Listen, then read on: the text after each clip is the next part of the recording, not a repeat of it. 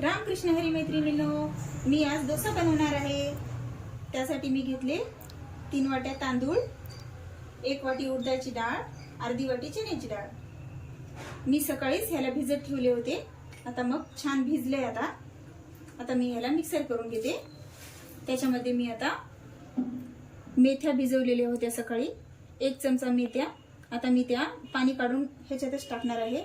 1 कांदा, लसणाची पेस्ट, मीठ, थोडासा सोडा, 1 वाटी मैदा आणि 2 चमचे साखर। सुरुवातीला मी तांदूळ मिक्सर करून घेणार आहे। मी त्याच्यामध्ये आता मेथ्या टाकणार आहे, पाणी काढून घेतलेले।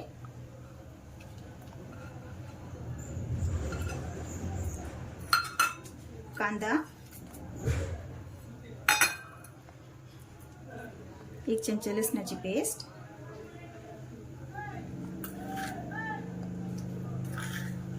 2 चमचे मीठ,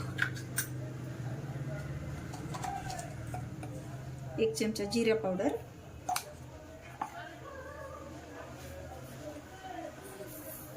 2 चमचे साखर टाकून आता मी हे थोडंसं पाणी टाकून फिरवून घेते।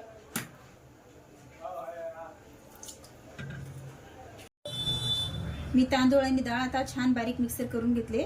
रवाळ नाही, एकदम बारीक करायचं। आता मी इकडं मैदा पाण्यामध्ये काढून घेते। त्याच्यातच पाव चमचा सोडा टाकते आणि मग पाणी टाकून छान काढून घेते। आता मी मैदा छान पाण्यात काढून घेतलेला आहे। ह्याच्यामध्ये एकही गुठळी ठेवायची नाही बिलकुल। आता मी हे मैद्याचं मिश्रण ह्याच्यात टाकून पुन्हा मग छान काढून घेते।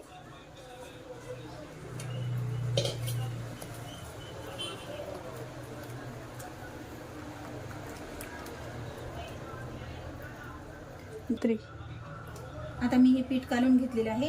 आता मी हे एका परातीमध्ये ठेवते, कारण हे फुगून उतू जाण्याची शक्यता असते। त्याच्यामुळं बहुतेक तर आपण ह्याला परातीमध्येच ठेवूया। मी आता त्याला झाकून ठेवते।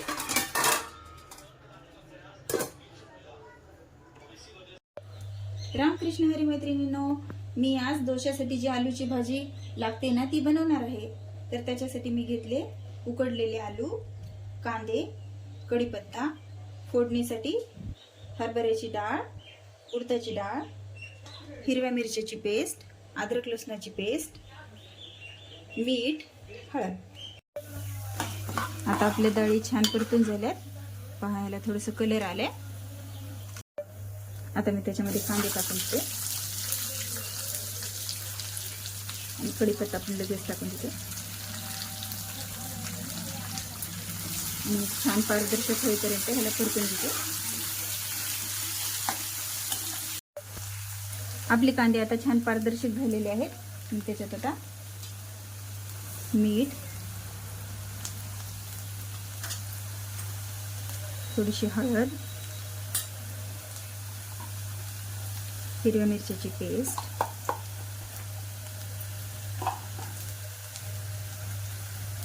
आणि अद्रक टाकून छान मिक्स करून घेते।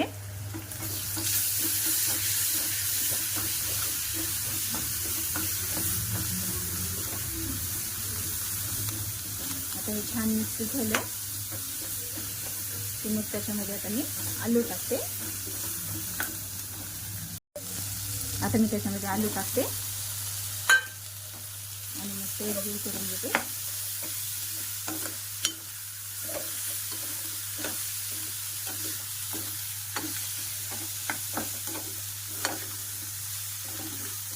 हे पहा छान मिक्स झालेलं आहे।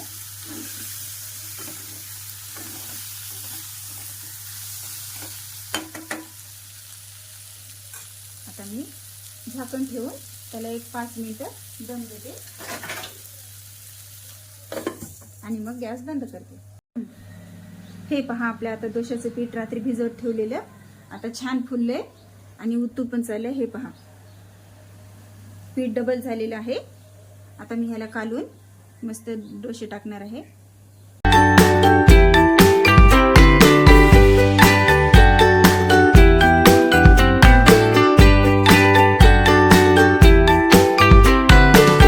आता आपला डोसा किती छान भाजलाय.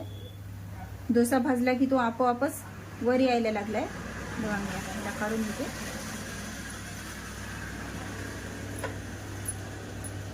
हे बघा डोशाला किती छान कलर आला.